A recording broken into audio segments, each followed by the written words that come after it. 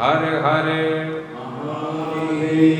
तो भगवान की कथा प्रभु का दर्श कराने वाली कथा होती है, भगवान को मिलाने वाली ये भगवान की पवित्र कथा। तो शौनक आदि ऋषियों ने सूत जी महाराज से यही प्रार्थना की है।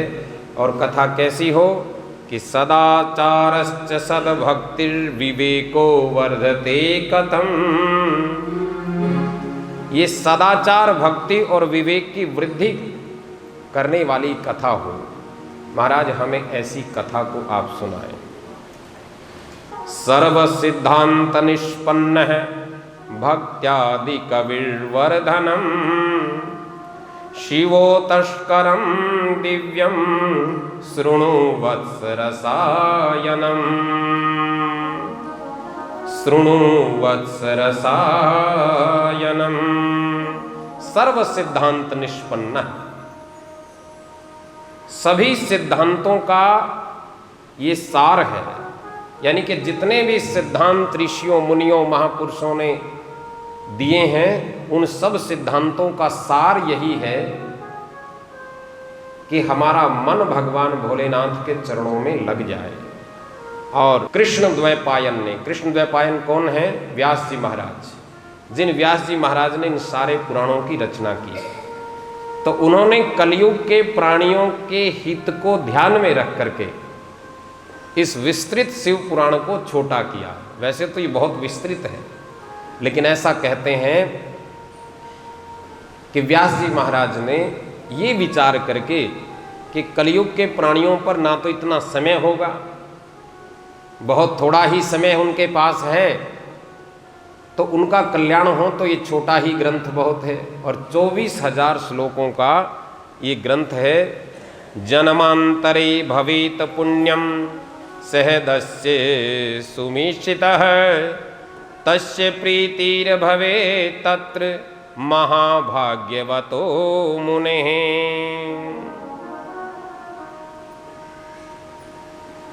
ये पावन शिव पुराण ऐसा है, जब कई जन्मों के पुण्य उदय होते हैं, तब जीव को श्री शिव पुराण कथा श्रवण करने का सौभाग्य प्राप्त होता है। नहीं तो सौभाग्य ही प्राप्त नहीं होता। पास में कथा हो रही होती है और हम ऐसे ही निकल करके चले जाते हैं।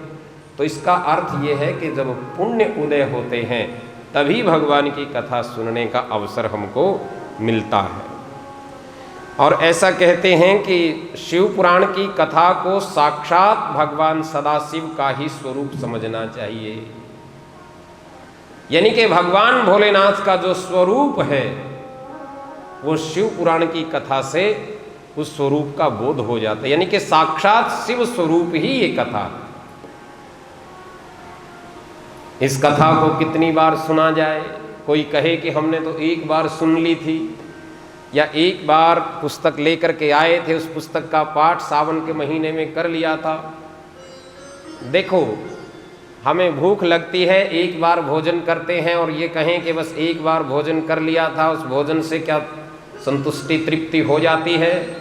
फिर भूख लगती है, फिर भोजन करना पड़ता है।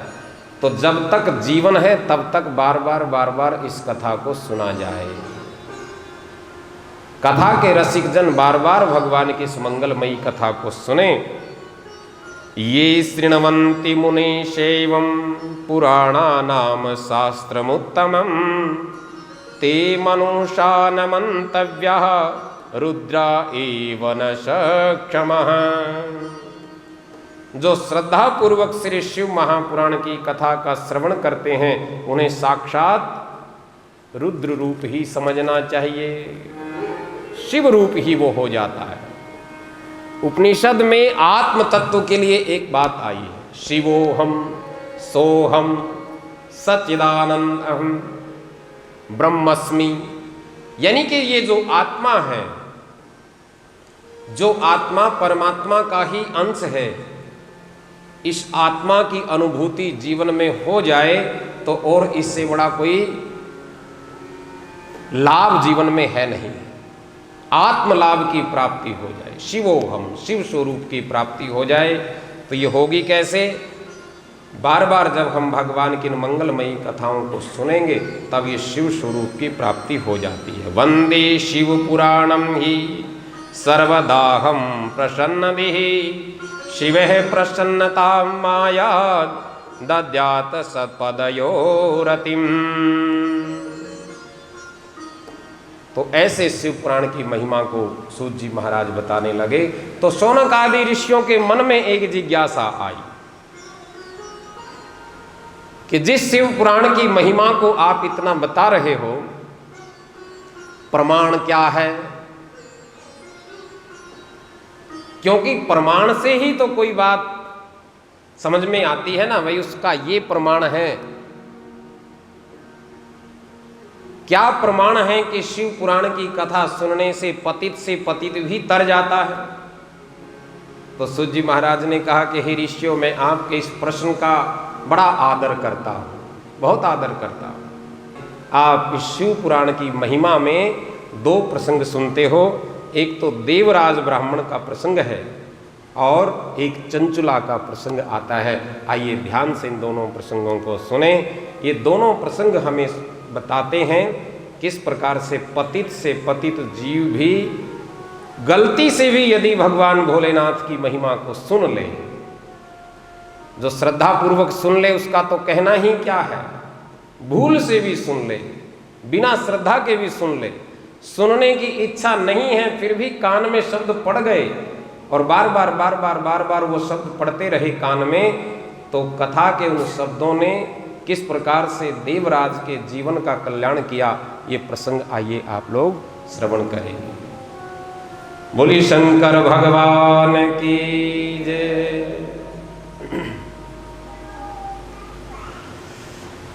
सदा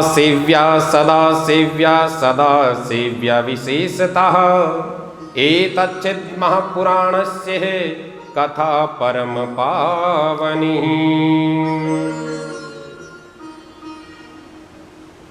तो शिव पुराण के श्रवण से देवराज ब्राह्मण को शिवलोक की प्राप्ति कैसे हुई, मैं ये प्रसंग आप लोगों को हे मुनियों सुनाने जा रहा हूं, तो आप भी ध्यान से इस प्रसंग को सुनना। आसीत किरात नगरे ब्राह्मणो ज्ञान दुर्बलः देवराज इति ख्यातो विश्वस्त जनवश्चकः। एक किरात नगर था, किरात नाम का एक नगर था और उस किरात नगर में देवराज नाम का एक ब्राह्मण रहता था। और वो ब्राह्मण कैसा था, माताओं बंधुओं ध्यान देना, उस ब्राह्मण के लिए यहां एक शब्द आया है, आसीत किरात नगरे ब्राह्मणों ज्ञान दुर्बल। ब्राह्मण तो जरूर था लेकिन ज्ञान में दुर्बल था, कमजोर था, ज्ञानहीन था, ज्ञान उसके पास था ही नहीं। और ब्राह्मण को ज्ञान दुर्लभ कह दिया।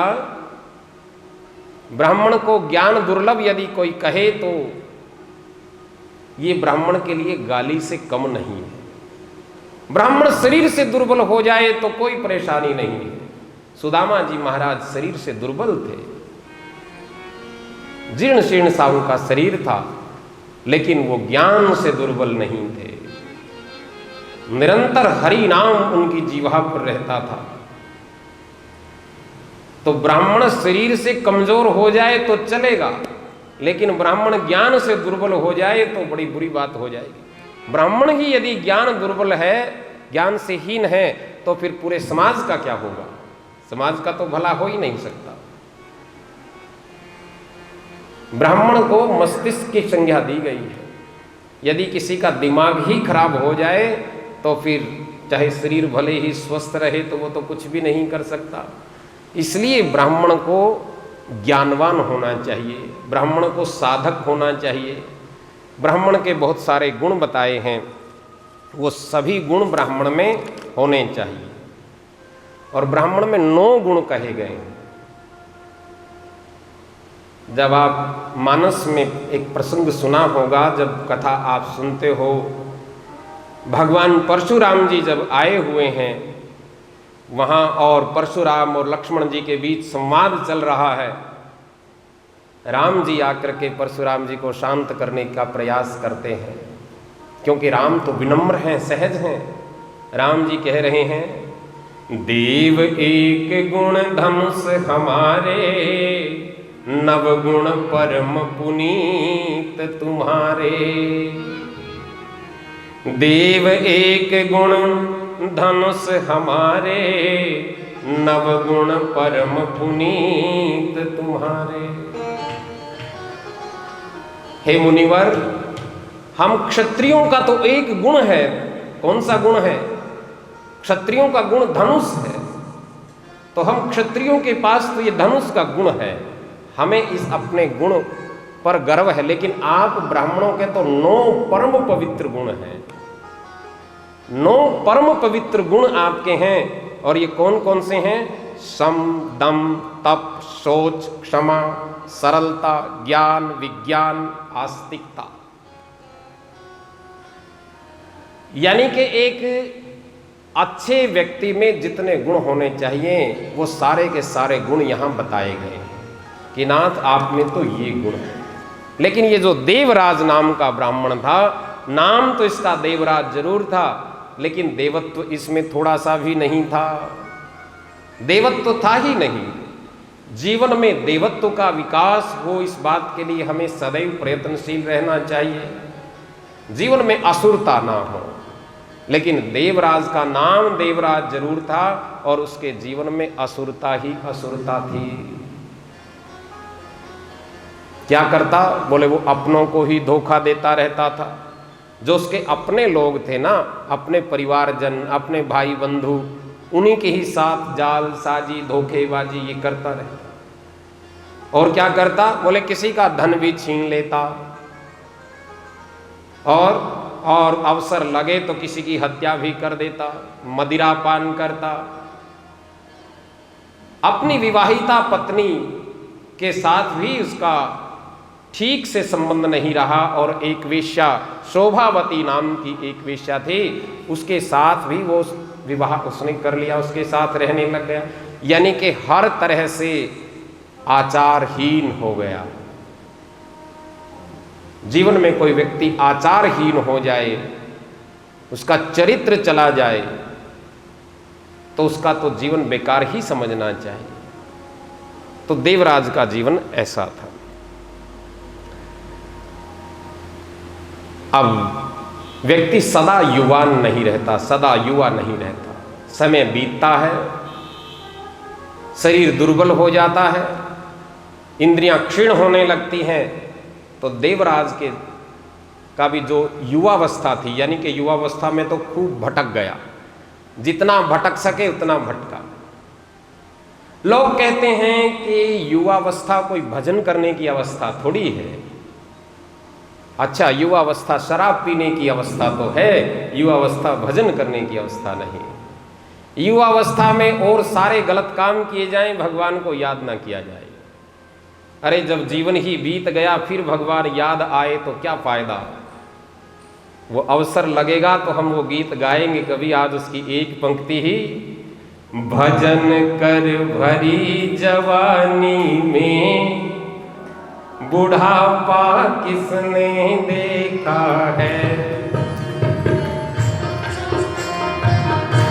आता है? भजन कर भरी जवानी में बुढ़ापा किसने देखा है। भजन कर भरी जवानी में बुढ़ापा किसने देखा है। भजन कर भरी जवानी में बुढ़ापा किसने देखा है। भजन कर भरी जवानी में बुढ़ापा किसने देखा है। तो इस तरह से है, बुढ़ापा किसने देखा है। बुढ़ापा जब आएगा, चला नहीं जाएगा ठीक से, दिखाई ठीक से देगा नहीं, कानों से ठीक से सुनाई नहीं देगा, हाथ में माला पकड़ेंगे तो उंगलियों में वो ताकत नहीं रहेगी, भजन कहाँ से होगा। तो भजन करना है तो जवानी से ही हो। हमारे यहाँ की जो ये आश्रम व्यवस्था है, 25 वर्ष तक गुरुओं के सानिध्य में रह करके ब्रह्मचर्य आश्रम विद्याधन, तो वो यही तो परंपरा थी। लेकिन वो परंपरा छूट गई। तो देवराज इस तरह से पतित जीवन जीता है, सारे विकार उसके जीवन में। बुढ़ापा आ गया, अनेक बीमारियों ने घेर लिया। जो विकारी पुरुष होता है उसके जीवन में बुढ़ापा और जल्दी आता है, शरीर में ताकत नहीं रही, अनेक बीमारियों ने शरीर को घेर लिया। और एक दिन वो देवराज घूमता हुआ संयोग से प्रतिष्ठानपुर नामक नगर में, ये प्रतिष्ठानपुर क्या है? प्रयागराज को कहा है। प्रयागराज जा पहुंचा, वहां उसने एक शिवालय देखा, एक शिवालय देखा दूर से। और देखो एक बात और बता दें आपको, मंदिर यानी कि जितनी भी देव प्रतिमाएं हैं ये तो समय समय के अनुसार अब बनने लगी है। ये उस देव का मंदिर है, ये उस देवी का मंदिर है, ये उसका मंदिर है, ये उसका मंदिर है। थोड़ा सा हम पहले यदि दृष्टि डालें, बहुत पुरानी नहीं, अभी की डालें, 40, 50, 60 साल पहले की डालें दृष्टि, क्या होता था? शिवालय, शिवालय ही होते थे हर जगह। तालाब के नजदीक शिवालय होता था, शिवलिंग होते थे। इस शिवलिंग की महिमा को आप इस कथा में सुनेंगे। शिव पुराण में क्या क्या नहीं आप सुनोगे। शिव पुराण साधनात्मक पुराण है। हमारी जो परंपराएं हैं उन परंपराओं से जोड़ने वाला शिव पुराण है। नित्य प्रति जो हम साधना करते हैं, जो हम देखते हैं, जो हम पूजन करते हैं, उस पूजन की विधि को सिखाने वाला शिव पुराण है। तो उस देवराज ने दूर से एक शिवालय को देखा, और शिवालय ऊंचे होते थे। दूर से शिवालय को देखा, और ऐसा कहते हैं कि शिवालय के ऊपर जो ध्वज होती है ना, जो शिवालय की ध्वजा को भी देख ले, प्रतिदिन जो उस ध्वजा को भी प्रणाम कर ले, उसके भी सारे पाप नष्ट हो जाते हैं। इतनी महिमा शिवालय की, सारे पाप दूर हो जाते हैं केवल जो ध्वजा को प्रणाम कर लेता है। और शिवालय में चला जाए, एक लोटा जल का शिवलिंग पर अर्पित कर दे तो कहना ही क्या है। और बैठ करके शिव नाम का जप कर ले, गुरु मंत्र का जप कर ले तो कहना ही क्या है। और अवसर मिले तो भगवान की कथा को, भोलेनाथ की कथा को सुन ले तो फिर तो उसका जीवन का बेड़ा ही पार हो जाए। तो उस देवराज ने उस शिवालय को देखा, बहुत से साधु संत वहां इकट्ठे थे। उसी मंदिर में वो रुक गया। कोई श्रद्धा नहीं है, देवराज की कोई श्रद्धा नहीं थी, ना तो मंदिर के शिवालय के प्रति कोई श्रद्धा है, ना उन साधु संतों के प्रति कोई श्रद्धा है, कोई श्रद्धा नहीं थी। लेकिन देखा उसने कि सब लोग इकट्ठे हो रहे हैं, और तो मैं कहाँ जाऊँगा, कहाँ मुझे भोजन मिलेगा, क्योंकि किसी के साथ कोई संबंध उसका था ही नहीं। सबके साथ तो उसने संबंध बिगाड़ रखे थे, कहीं कोई प्रेम प्यार था ही नहीं, किसी के साथ कोई ऐसे संबंध उसके बने ही नहीं थे। लेकिन ये देव स्थान सबके लिए होते हैं। दुनिया के लोग ना अपनाएं तो कोई बात नहीं, लेकिन ये सरकार ऐसी है, ये दरबार ऐसा है, यहां दुनिया के ठुकराए हुए लोगों को भी अपना लिया जाता है। ऐसी सरकार ये है। तो देवराज उस मंदिर में चला गया। और शरीर की स्थिति कैसी है? बोले शरीर की स्थिति उसकी ऐसी थी, उसको तेज ज्वर हो रहा था, बुखार हो रहा था। बुखार के मारे वो कराह रहा था। और मंदिर का प्रांगण बहुत बड़ा था, वहीं जाकर के एक पेड़ के नीचे वो लेट गया। अब लेटे लेटे देवराज का साथ हुआ क्या? मंदिर में साधु संतों का समागम हो रहा था, और एक आचार्य व्यासपीठ पर बैठ करके कथा को सुना रहे थे, शिव पुराण की कथा को सुना रहे थे। बुखार में पड़े पड़े वह देवराज उस ब्राह्मण के मुखारविंद से गाई जा रही शिव कथा को सुनता रहा। देखो, कोई श्रद्धा नहीं थी, कथा सुनने के लिए नहीं गया था। एक तो ये होता है भाई कथा सुनने की इच्छा से कथा में जाया जाए, वो कथा सुनने के लिए नहीं गया था, बस अचानक ही पहुंच गया। शरीर बीमार था, ज्वर उसको आया हुआ था, उसने सोचा कि ये मंदिर है यहीं चलते हैं। जीवन भर कभी मंदिर में गया नहीं, लेकिन उस समय चला गया। हर रोज कथा होती थी, ब्राह्मण देव हर रोज शिव पुराण की कथा को बांचते थे, और न चाहते हुए भी, क्योंकि कानों में तो शब्द कुछ ना कुछ पड़ेंगे ही ना, कान बंद करके तो नहीं रखे जा सकते, इसलिए श्रवण का बड़ा महत्व है। नवदा भक्ति में पहली भक्ति श्रवण है, सुनना। पहली भक्ति सुनना है, सुनो। सुनेंगे तो ही हमारे उस इष्ट का स्वरूप हमारे हृदय में आकर के विराजित हो जाएगा। बार बार सुनो, बार बार सुनो, सुनने का बड़ा महत्व है। तो देवराज ने उस ब्राह्मण देव के द्वारा गाई जा रही उस कथा को सुन लिया, और कथा सुनने से क्या हुआ, 1 महीने तक उस कथा को सुनता रहा,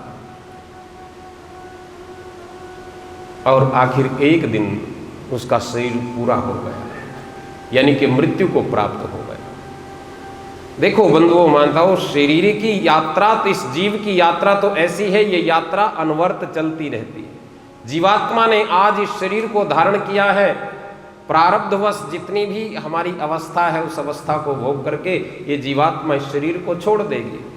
इसलिए जितना समय मिला है उस समय का सदुपयोग किया जाए, दुरुपयोग ना किया जाए।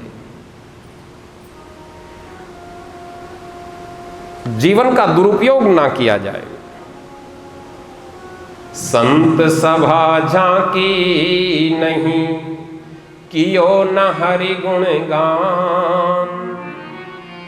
भगवान ने ये जो जीवन दिया है, इस जीवन को पाकर के यदि हमने कभी भगवान की कथा को नहीं सुना, भगवान के नाम को नहीं जपा, भगवान के तीर्थों का सेवन नहीं किया, भगवान की कथा को श्रवण नहीं किया, तो जीवन बेकार ही है। चाहे कितना ही धन हम इकट्ठा कर लें, कितनी ही प्रतिष्ठा हम प्राप्त कर लें, कितना ही बड़ा पद हम प्राप्त कर लें, तो यदि ये कुछ नहीं हुआ जो इस पद में कहा है, बड़ा सुंदर पद है, संत सभा झांकी नहीं, कियो न हरि गुण गान। नारायण फिर कौन विधि, तू चाहत कल्याण। तो देवराज जीवन की अंतिम अवस्था में उस मंदिर में पड़े पड़े उस देवराज ने भगवान की कथा को सुना, शिव की कथा को सुना। यम के दूत आए और पास में बांध करके उसको यमपुरी में ले गए, पास में बांध करके यमपुरी में ले गए। इतने में ही भगवान शिव के पार्षद यमपुरी पहुंच गए, यानी कि उस देवराज को यम के दूत बांध करके, पास में बांध करके, रस्सियों में बांध करके यमपुरी में ले गए, जहां उसको नरक की भयानक यातनाएं दी जानी है। लेकिन हुआ क्या बंधुओं माताओं, ध्यान देकर के सुनना।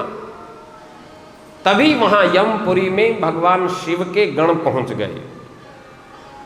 सब के सब वो गौर वर्ण के थे, उनके हाथ में त्रिशूल शोभायमान हो रहे थे, अंग पर भस्म लगाए हुए, रुद्राक्ष धारण किए हुए थे। देवराज समामोच्य विमाने परमाद्भुते, उपवेश्य यदा दूतः कैलाशम संत मृत्युका।